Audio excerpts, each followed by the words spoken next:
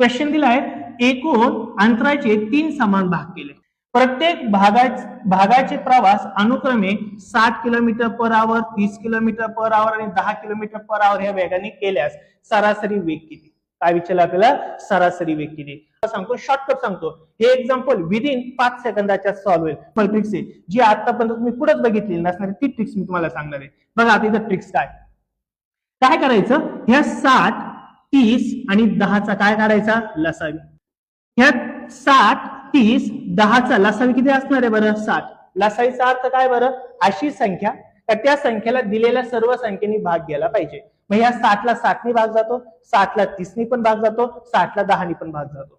एकदा जर तुम्हाला ही कन्सेप्ट कळाली तर पुढच्या 2 ते 5 सेकंदात उत्तर सॉल्व्ह करणार आहे. पण समजून घ्या पहिलं काय. मग आता मला सांग यांचा लसावी किती आला बरं? 60. क्लिअर झालं काय? लसावी 60. किती टप्प्यांमध्ये प्रवास आहे रे?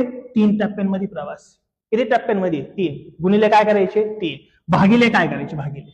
भागिले काय करायचे? बघा इथं ही कन्सेप्ट क्लिअर होणं गरजेचं आहे. आता आपण यांचा लसावी किती काढला बरं? 60 काढला. या 60ला कितीने गुणलं तर 60 येणार आहे? 1ने गुणल्यावर, म्हणजे 1 लिहून टाकायचं. याला कितीने गुणल्यावरती 60 येणार आहे? 2ने गुणल्यावर 2 लिहून टाकायचं. याला कितीने गुणल्यावरती 60 येणार आहे? 6ने गुणल्यावर 6 लिहून टाकायचा. यांची करायची बेरीज.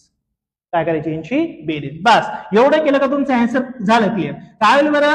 3 गुणिले 60 भागिले 1 अधिक 2 3, 3 अधिक 6 9 भागिले काय आले? 9. भाग जात असेल तर देऊन टाकायचा. 3 1 3, 3 3 9, 3 1 3, 30 20 60. तुमचं उत्तर असणार आहे 20 किलोमीटर.